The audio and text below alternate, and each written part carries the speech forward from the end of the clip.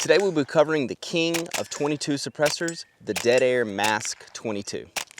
When it comes to the world of 22 cans, it seems like there's a new one every week, but one has held strong throughout all of them, and that would be the Dead Air Mask 22. Now this is not the lightest, this is not the shortest 22 can, but I think it's probably the quietest. This thing performs extremely well, whether it be on 22 pistols like this, 1022s, M&P 1522s, anything 22 caliber, this thing just really shines. It's also rated for 5.7.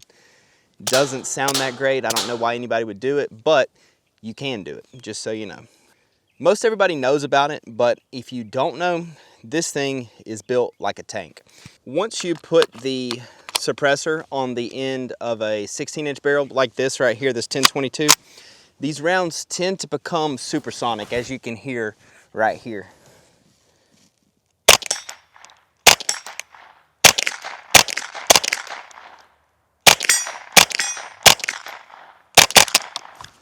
It's not terrible. It's still definitely hearing safe, but I would not want to shoot a couple hundred rounds like that. So here we have a mixture of supersonic and subsonic ammunition.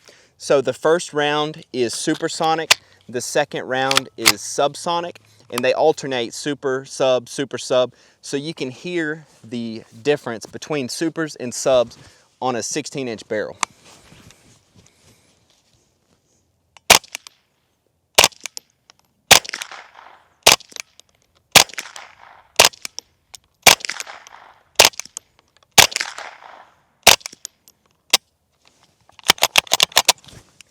So a couple of those supersonic did not really get all that loud. It just kind of depends on the powder charge in each one, but you can definitely tell when you get a subsonic round out of this thing because it's just super quiet. All you hear is the action of the bolt, mainly, is what I'm hearing as the shooter. This thing comes in at 5.1 inches long and 6.6 ounces. So like I said, it's not the lightest 22 can out there, but you get a lot of performance. So as with all 22 cans, well, except the new Huxworks Flow 22, this is a user serviceable can, which means after several thousand rounds, you need to take this can apart and clean it. Now, this one is pretty simple to do, but I'll be honest with you, I do not clean this can as often as they recommend. So I've cleaned this can only one time, and I've owned it now for about 5 years, and I've shot a lot of rounds through it. It's dirty currently, it needs cleaning, but I just haven't done it yet. Like I said, it's not terribly hard to do, but it's kind of a pain in the butt just to take it apart, take all the baffles out, all that kind of stuff. How I personally clean it is I take all the baffles out and I roll them in stainless steel pins in a tumbler, like for brass processing. But there's many different ways you can dip it, or you can like take some type of lithium grease and rub the carbon off the baffles themselves. But the easiest way I've found is just to roll it in stainless steel pins. So here we have just subsonic rounds loaded into the magazine, and I'm gonna shoot those and we can see how those sound.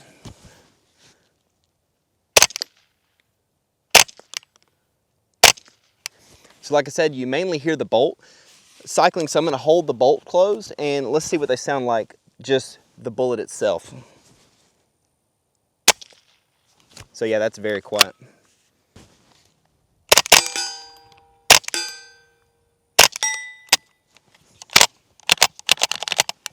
We're here at about 40 yards, and let's take a few shots with this thing and see how we do. I got the BX magazine from Ruger now, so we'll do a little bit more shooting.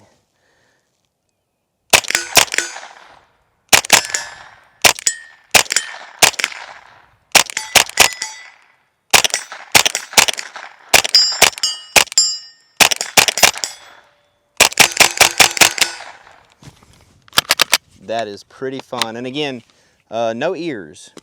Ears not even remotely ringing. All right, we have a few subsonics now.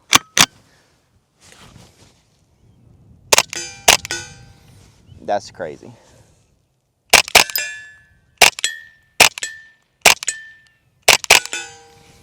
I'm gonna shoot one of our metal barrels down there. Let's see what that sounds like. That's funny.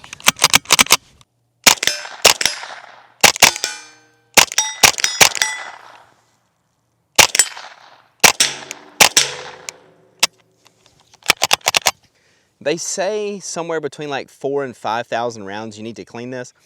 The first time I cleaned it, it went way past 5,000 rounds, and I had no problem cleaning it. I just had to tumble it for a couple hours and it cleaned up pretty well. They recommend the 5,000 round interval, but I will say the dirtier this can gets, the quieter it gets. I don't know what's going on inside, if you know, any of that wizardry, but this thing is super, super quiet when it's dirty and needs cleaning. While I really like this can and will probably buy another, there are a few things that I do not like about this can.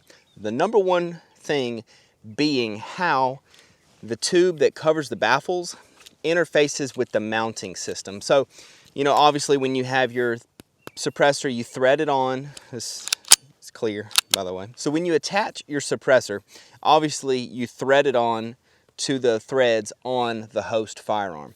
Well, with how the Mask 22 is designed, it has this end cap right here that you have to tighten with a specific tool. And this is the tool right here. So when you thread this on, you will take this tool and you will tighten it, the end cap, just to make sure that everything stays tight and does not walk off.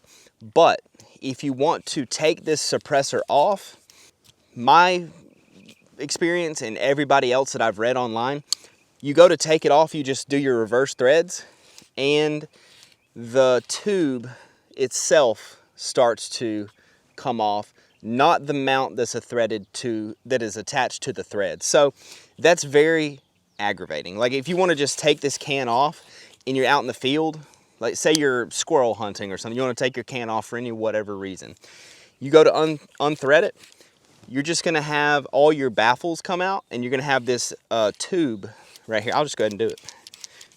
You see that right there? And there's your baffle. And here's your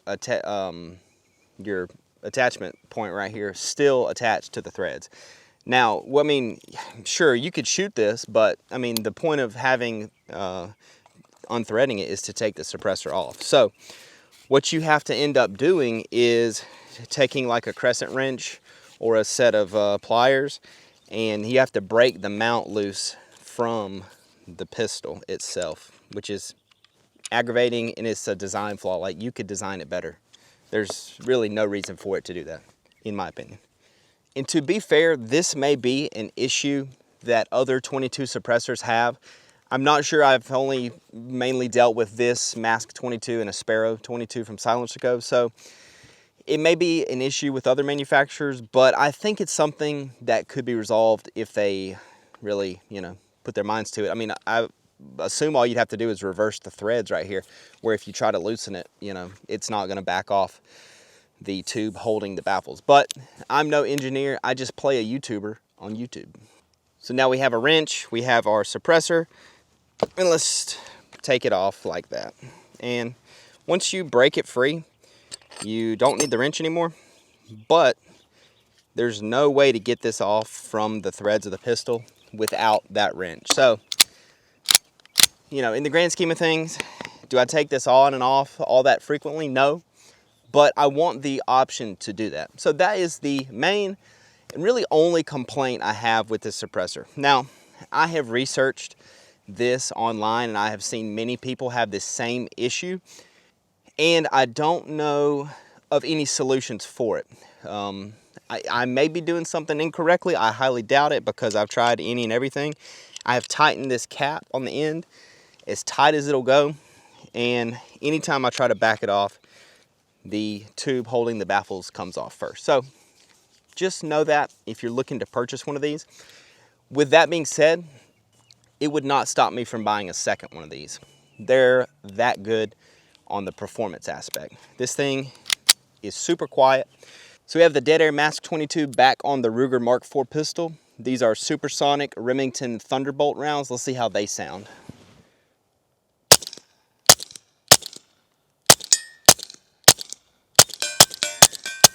So now we have, just like we did with the 22 rifle, we have alternating supersonic, subsonic rounds. So the first one is supersonic and the second one is subsonic. But like I said, they're gonna sound almost identical through this barrel length. So let's see if we can hear any differences between supersonics and subsonics out of the pistol.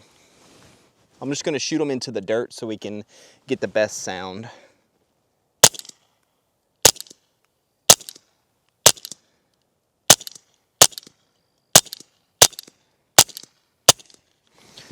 You can maybe hear like a 5 to 10% difference compared subsonic to supersonic, but they're both very, very quiet. My dad has a Silence to Co Sparrow 22 can, and we shoot these side by side. And to me, in my ears, I think the mask is just a little bit quieter.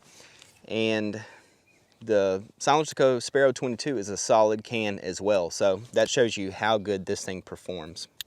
When it's attached to a pistol like this Ruger Mark IV, with the barrel length being as short as it is, you can run most any ammunition through here and it's going to be subsonic. So if you put like this can like on a 16-inch 10-22, you shoot some ammo, some of it is supersonic because it has enough barrel length to get that bullet going fast enough. But with this, any ammo and every ammo I have tested has been subsonic and is super, super quiet. This thing on this pistol is just an absolute blast to shoot. We have a video of this pistol that going into further detail on it on the channel, so go check that out if you're interested. I have plans to get a Ruger Mark IV and have the barrel turned down all the way to right here, and then I'll probably use this specific Mask 22 to have like a short, you know, Ruger Mark IV, like a integrally suppressed. That's a hard word to say. I'll overlay a photo of one of those on the screen, but yeah, this can would be perfect for that. The can has like minor cosmetic cuts and all to make it look kind of cool and all. But for me, at the end of the day, I don't care about any of that. I just care about performance, and this thing performs very well. The Mask 22 is also on the higher side of 22 suppressors as far as cost is concerned. But again, with the performance that you get, I think this thing is well worth it.